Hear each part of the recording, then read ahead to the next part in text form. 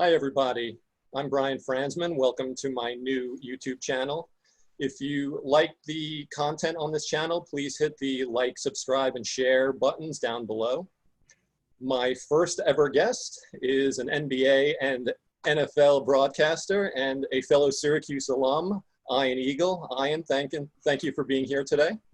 Brian, thank you. Inaugural guest. That's a first that can never, ever be topped. I'm the first one.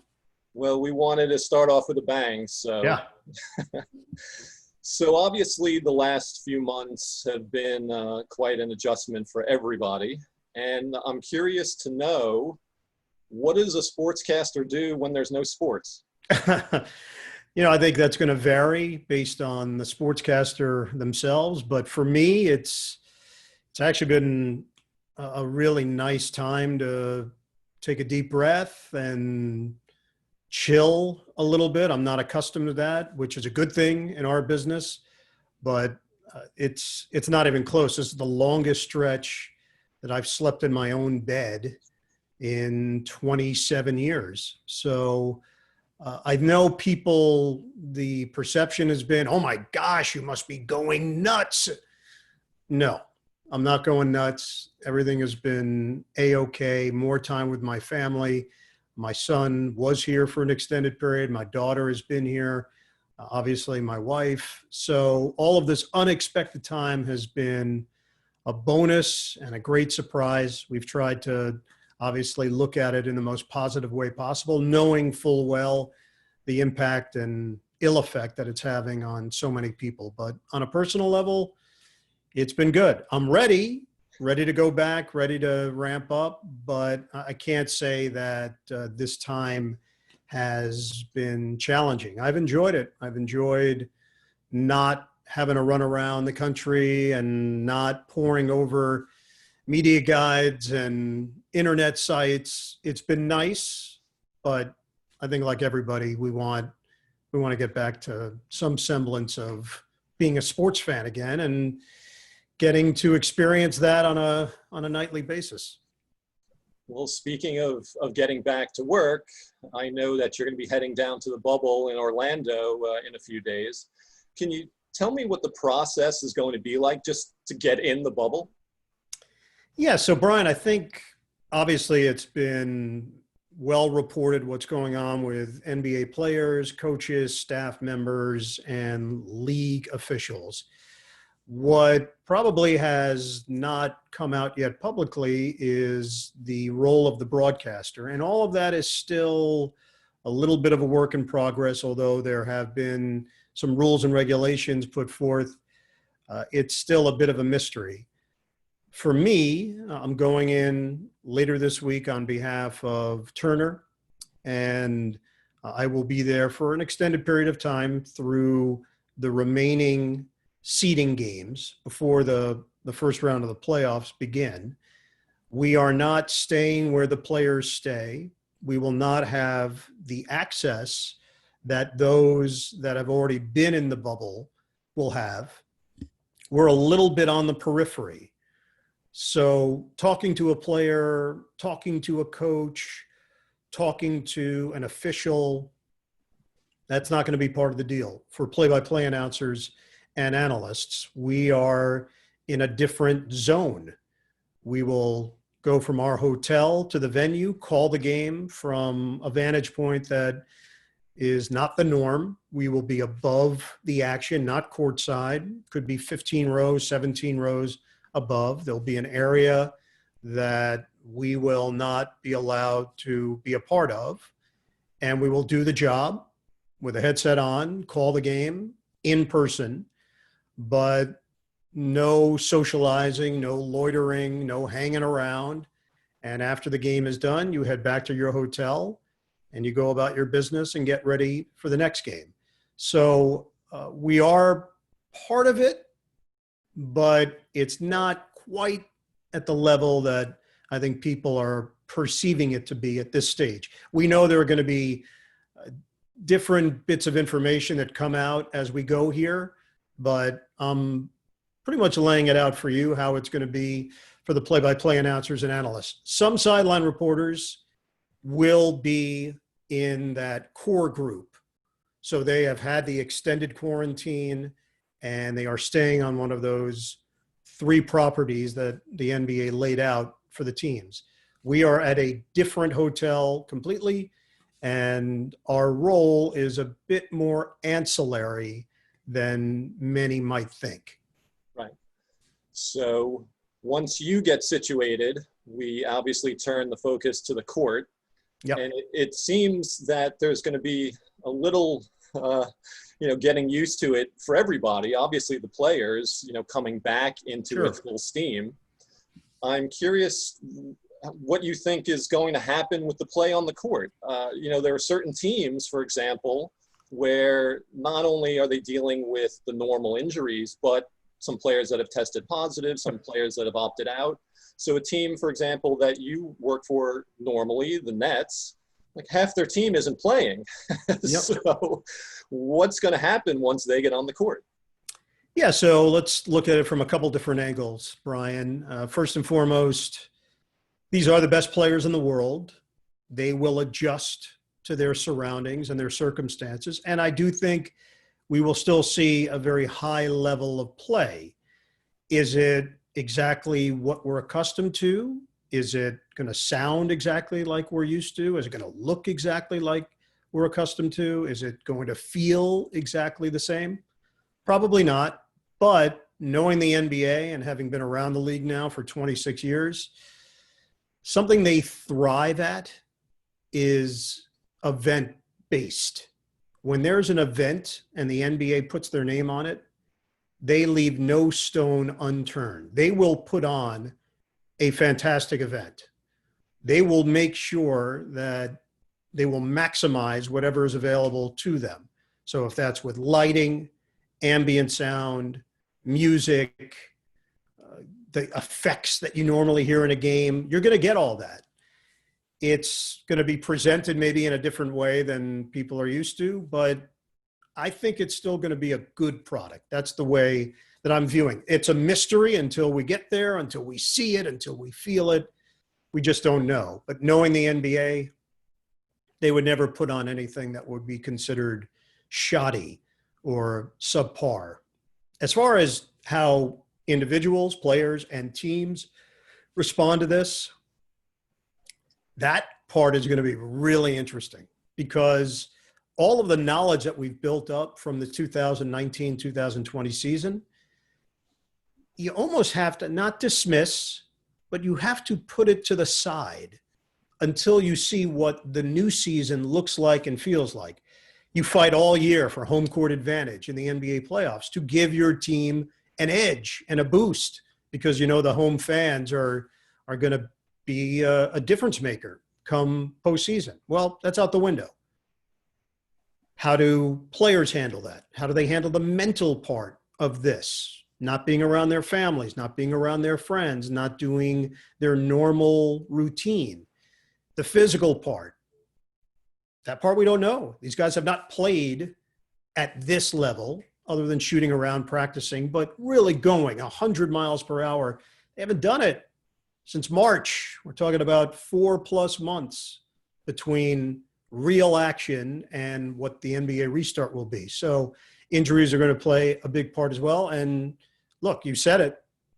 It's the reality. We have to face every part of this equation. Coronavirus and the role that plays. If a player tests positive, although they're in a bubble setting, a controlled setting, we don't know how that will affect the team, how that will affect the league, how that will affect play. So still a lot of questions that have to be answered. The fact that they're inching closer to doing it is a really positive sign that they had a good plan. They've executed it so far, and now they're close to actually putting games back out there for the public to consume and to fill a bit of a void in the sports world. Well, with this uncertainty, there are still some teams that can be considered favorites based on their past performance. And so, for example, who would you guess at this point might come out of the East, might come out of the West, might eventually be a champion. Who are some of the teams that we should look at as contenders?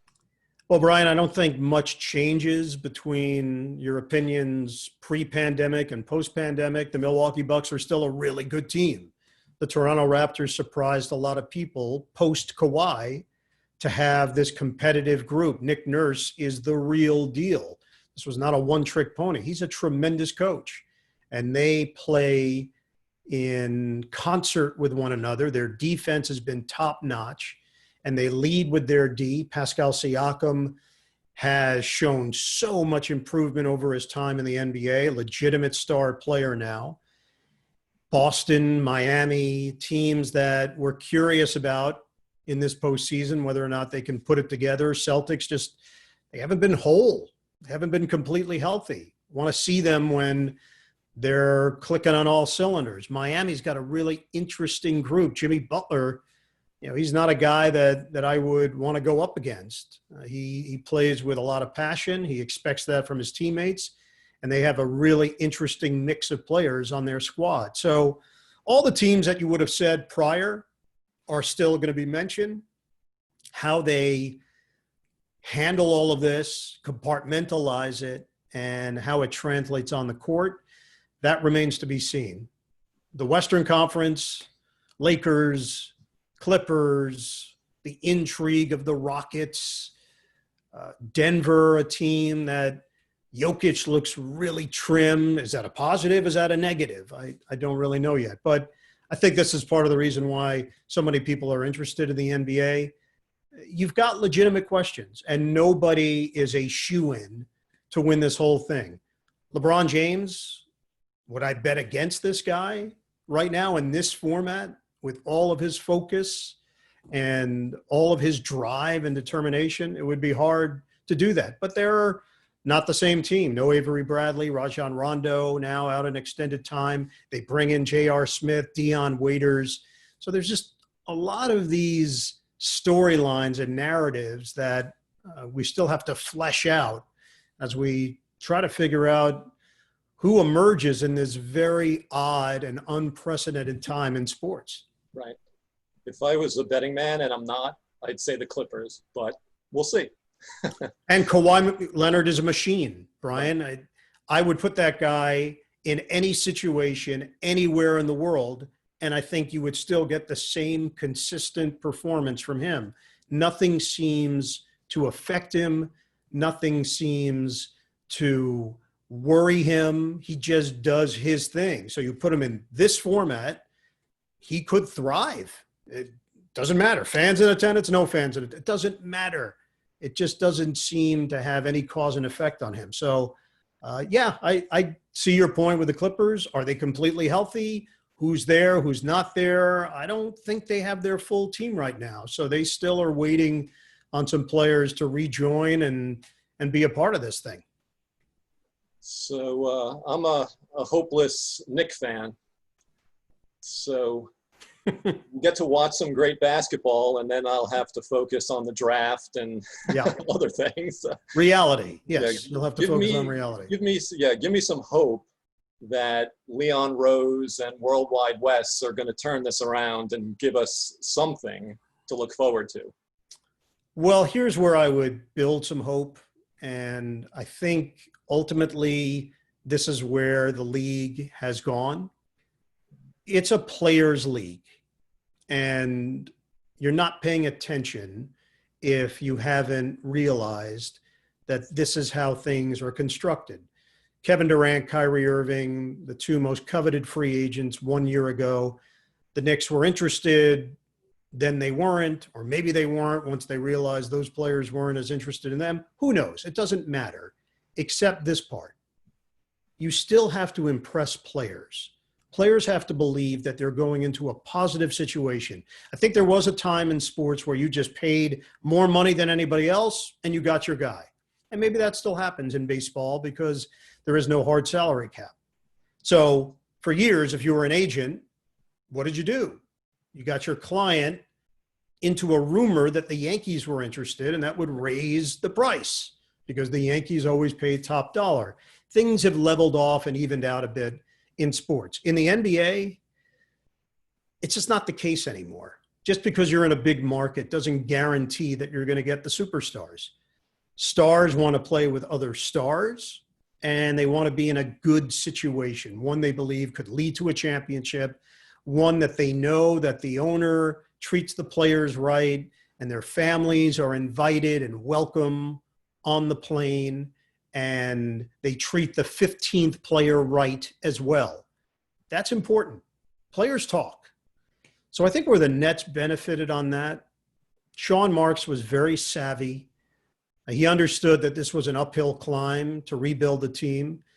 And what he started with was building from within the player ranks. Agents, doing right by agents. Some agents have big clients. Some have big clients, medium-level clients, smaller clients. If you do right by an agent with his smaller client, that plants a seed when his big client is shopping around looking for a team. So I think the Nets acknowledged and recognized that that's an important part of the process. Get the word out to the players around the league. Players talk. You know, there used to be a time, Brian, when you were growing up, where players on other teams didn't socialize. They didn't want to know the other guy. It was hard for them to compete against the other player if they knew too much. So they stayed away. They made sure there was distance. That's just not the case anymore. These guys are in a fraternity. They recognize that there's a brotherhood, and they talk and they communicate. How does this relate to the Knicks? Leon Rose has been a player agent for a long time. He understands the relationship. There's a reason why we've seen agents now move into front office roles. They know how the whole system works. And I think the Knicks realized they needed a new perspective. Worldwide Wes, he's been involved in a lot of different areas, and he understands the player dynamic. So they now have two people in positions of power that get it. Now, whether or not that translates to incredible drafts and big free agent signings and picking the right coach, of course, you still have to make good decisions along the way. Sean Marks, we give him credit for the way he handled this rebuild. He also made excellent draft choices. Karis LeVert was a great value. Jared Allen, a great value. Made terrific free agent signings for players that could have been signed by anybody. Joe Harris, Spencer Dinwiddie. These were players that any team could have had. So, of course, you have to make shrewd decisions, but it does start with a certain mindset and a culture. This word comes up all the time, Brian. It's real. I can tell you from being on the inside, players know. They know when something feels right. They know when it's being done with the right purpose in mind. They may not agree with every decision, but they do know when it just has a stronger vibe around it. The Knicks have to get to that stage where players start to look at them as a possible destination again. And it's been a while since players have looked at the Knicks that way. Well, moving from one league starting up again to another, and I think a league that's going to have a more difficult time than the NBA is the NFL. Yeah. What do you think the chances are that we're actually going to have an NFL season? Well, my feeling is there will be an NFL season. Just at the time that we're having the discussion, not everything has been dealt with. The health concerns are real for the players, and they need to see a plan from ownership and from the NFL, from the league itself, as to how they're going to be kept safe and how they'll be able to do their jobs without the constant worry. And I'm not saying that anything is absolute. This bubble is not an absolute for the NBA, but it's a plan. And they laid out their plan to their players. They had open dialogue and discussion. The NHL, similar setup, 2 locations, both in Canada. Once you're in, you're in. There's no leaving, coming back. That's it. You're in. So it's close to a controlled environment. Major League Baseball, they're flying by the seat of their pants a bit more. But it looks like their testing has improved since the days they opened up their spring trainings. With football, we just have not seen the plan. I know they've done work behind the scenes to figure things out. I don't know if this is part of the negotiation and it's a matter of timing. They're going to have to give players an option. If there are players that don't want to play, similar to the NBA, if you don't want to play, you opt out. The difference with basketball is that for the players that have opted out, they receive nearly 7/8 of their salary for the season. They played nearly 70 games, 65, 66, whatever it ended up being. Football players have played 0 games. So it's not as if they drew their salary. Their salary starts when they play. So there are some hurdles that will have to be overcome. I don't know about the preseason. I understand the players' perspective on this of, hey, these games don't count. Let's use that time to nail down how we're going to do things, not have a game that means nothing in the standings and put players potentially at risk. I've heard rumors of the possibility that they could shift the schedule if need be, if they really believe the circumstances are dire. They could take weeks 1 through 4 and then put them on the back end of the season, start the season week 5. That would be early October. And then you would play more regular season games in the month of January with the idea that things around the country have improved or a vaccine is there. And then play your playoffs in February, leading into a late February Super Bowl. So there are still some options on the table here. The idea that the NFL is just going to pull the plug, that's not going to happen. They will exhaust every possibility. There's a lot of money at stake here for the owners, for the players, for the future of the league. If you miss a season in the NFL, it's not in a vacuum. It doesn't just float away. The financial ramifications will run deep and they will affect the years to come. Not 1 year, not 2 year, many years to come. So just the TV money itself is so large that they have to do everything in their power. This is the way they're viewing it, to try to make sure that they can put a season out on the field. Right. So with the shorter preseason, perhaps even only one preseason game, it seems like the teams that are more settled and set are going to do better as opposed to teams with new coaches, new quarterbacks, etc. So a team, let's say like the Chiefs with the $500 million man, perhaps will do better than, let's say, my New York Giants, who are starting with a rookie head coach. Brian, I'm seeing a theme here. You're not thrilled with your teams right now. Well, maybe we'll discuss that at a later date. No, look, I think in any sport, this is the case more than ever before, but continuity is your friend. If you have a system that has been successful, if you have players that have been in that system, if you have a coaching staff that has been consistent and can teach it, and you have a certain regimen that you followed that has translated into wins, you're going to be at a greater advantage than the teams that really need not just the training camp, but the games, the reps. That's where teams are going to be behind. If you're Cincinnati with Joe Burrow, if you're Miami with Tua Tagovailoa, you're in a position now where you're trying to make this happen and build cohesion and chemistry very quickly without doing it out on the field in real time, in real situations. So yes, I would agree. I think continuity will go a long way, and the teams that have been very good, barring major injury, odds are they'll probably be pretty good again. Or you could do what Tampa Bay did and just take half of New England's team. That's another option. And that obviously is going to be very odd when we see it for the first time. The Buccaneers with Tom Brady and with Rob Gronkowski and the winning tradition and resume that those two guys have, and the standard in which they do their job and they expect others to do their job. I'm really interested to see how all of it comes together. Love Bruce Arians. I think he's a great guy. I think he's a terrific coach. He's got some weapons here and he's got some pieces. And now we're going to see, does it all fit together and does it lead to something pretty special for Buccaneers fans?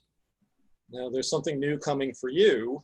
You have a new partner on CBS, Yep. Charles Davis. So tell Yeah. us a little bit about what we can expect from this new duo. Yeah, so I've been with Dan Fouts the last 10 years, one of the best pairings that I've been a part of in my career.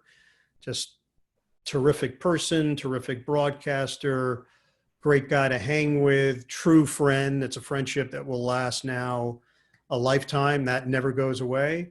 The broadcast partnership has come to an end, and now I transitioned to a new partner with Charles Davis. I knew Charles a little bit. We had come in contact with one another a couple times here and there, assignments that either overlapped or seminar years ago. He worked for CBS prior to his stint with Fox. He was doing some NCAA tournament sideline stuff. So I have met Charles prior in person. The reality is what's happened during this pandemic, Charles, myself, Evan Washburn, our sideline reporter, about 11 weeks ago now, and nearly 3 months ago, we started doing this, Zoom calls every week.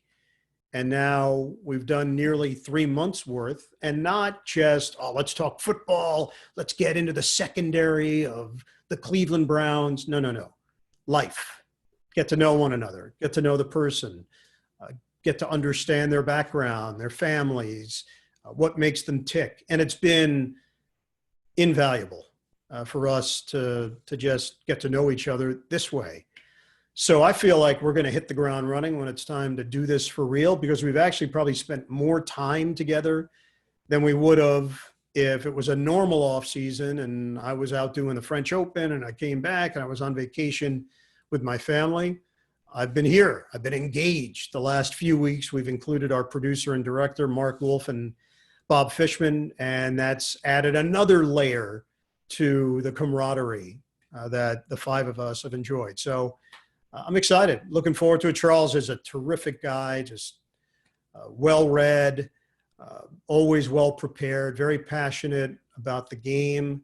And I think it's going to be a lot of fun. He brings a great attitude, very positive person. So he's going to be very easy to be around. And I think we're going to definitely have a good time on Sundays. Now we just cross our fingers and hope that we actually have Sundays to spend together, probably at a socially acceptable distance. So I mentioned at the top that we're both alums of Syracuse. Yeah. Now, we don't know for sure whether we're going to get college football or basketball seasons. Hopefully we do. But I am curious to know your thoughts about Coach Boeheim. Do you think he'll ever retire? I think he's going to outlive all of us. Yeah. Well, he's certainly not retiring with his son still on the team. He's gonna see that through no matter what. So that's 2 more years of Buddy Boeheim and Jim Boeheim. And then beyond that, he's a lifer. You know, basketball, it's in his blood. What has amazed me about Coach Boeheim, I've been in his company now a number of times since I graduated, whether it was covering games or at charity events or a Syracuse event, and he knows so much about the NBA. He'll come and talk to me about the NBA and get into storylines around the league. And I'm thinking to myself, it's the middle of a college basketball season and you know what's happening in the NBA. I barely know what's happening. I'm juggling both. And he watches and consumes basketball on a daily and nightly basis like no other. So I don't think he's ever going to be far from the game, whether it's with Syracuse or whether it's in some other role within basketball. I think Coach Boeheim is always going to be close to the sport. Here's the thing, Brian, their recruiting efforts over the last 6 months have been strong. Yep. They've gotten a number of commits, and I think the fire still burns. Maybe the last year or two has been a little bit humbling in what expectations were compared with results, but I think Coach Boeheim's going to be around for a little while longer. As far as the football program goes, obviously we can see some signs that things have been turning around over the past few years under Coach Yeah. Babers. And I sort of am getting a little bit of a Coach Mack vibe from when we were in school, where it wasn't a straight line up. There was some ups and downs, but you could see the progress. And that's, I think, what gives Syracuse fans some hope, Sure. is that we're seeing a program building. Yeah, and if we look back, Brian, to our time there, look, the quarterback played a big role. There's no getting around it. When Don McPherson was there, followed by Todd Philcox, who ended up playing in the NFL, those were really good years. There was a little bit of a dip at that point. Then eventually we saw Marvin Gray. We saw Donovan McNabb. We saw guys that could really play the position. And I don't think it's any different with Syracuse. If Tommy DeVito develops and we see progress and a young QB making good decisions, he certainly has the arm, we're going to see success with the Syracuse program. If that position is not chugging along like it's supposed to, then odds are we're going to see some more dips. Certainly at the level in which Syracuse plays, I would say that their margin for error is not as wide as it might be for some other programs. So they've got to have that QB position down. And if DeVito is not the answer, then Deion Babers is he's going to go out. Coach Babers is going to find somebody else to play that spot and to change things for this program. But it was nice. That 2-year run for a Syracuse fan, it was needed. We needed to see some wins again. Absolutely. And one thing that gives me hope about the athletic department as a whole is our athletic director, John Wildhack. Now, I wasn't familiar with him at all, but obviously his time at ESPN gave him a lot of insight into the overall sports landscape. I wonder if you can talk a little bit about John and his effect on the overall athletic department. Yeah, very sharp. Sharp guy, understands all facets. I think the TV part of it has become such a huge component for schools because it is a moneymaker and you have to understand how to make money. We're learning probably more than ever how important that is to keep your athletics afloat and to have balance in your athletic program. If it's football, basketball dominated only, then there's a risk that we've seen with schools where they can't keep and maintain the other programs. And that's really unfortunate because all of these sports play a role in having a successful athletic program. I think what John has brought is a sense of calm and someone that has been involved in the highest level of discussions when it comes to rights fees. I think where he's probably learned a lot is relations and how to deal with people, how to deal with alumni, how to deal with serving so many different people when it comes to running a department like this. But Syracuse is in good hands. Coach Babers, Coach Boeheim, he knows that he can rely on those two for those two main sports. But what the women's basketball program has done and the improvement of men's soccer, we know men's lacrosse has always been there. Cross country has been really successful of late as well. It's just nice to see success across all of the platforms for Syracuse. And the hope is that will continue once we get back to the world as we know it, whenever that might be. The hope is that Syracuse can continue to flourish in all areas. And a number of the teams will have a refurbished venue to play in. You mentioned money. Syracuse is putting in over $100 million to redo the dome, new roof, air conditioning. Amazing. So, go ahead. Amazing. Carrier Dome, which, as we know, for all the time that we've been there, has never had air conditioning. It was a very strange paradox, if you thought of it in real terms, based on the Carrier name. Yeah, we're going to have an interesting new skyline in Syracuse. But I want to wrap up with one last question, Syracuse related, Eagle related. Okay. The next great sportscaster out of Syracuse is your son, Noah, who is now the play-by-play radio voice of the Clippers. So I was curious to know, will he be in the bubble? Will you be rooming together? Yeah, no bubble. No bubble for the local guys. Everybody's going to be Okay. broadcasting out of their own cities and studios. That's part of the deal in the NBA, trying to limit the amount of people that are in there and are exposed. Obviously, it's a very tenuous situation. But yeah, thanks for mentioning Noah. A lot of pride my wife Elise and I have in regards to Noah, not just as a broadcaster, but as a person. He's really a well-adjusted young man and has handled every situation in front of him with a lot of maturity and poise beyond his years. So it's been amazing to watch this whole experience for him, and our relationship, which was already extremely close, but now this added layer of relatability that I've been through for the last 26 years, that now he can understand the travel, the hotels, the restaurants, the media, food, the press rooms, all of it, the whole experience of doing this job.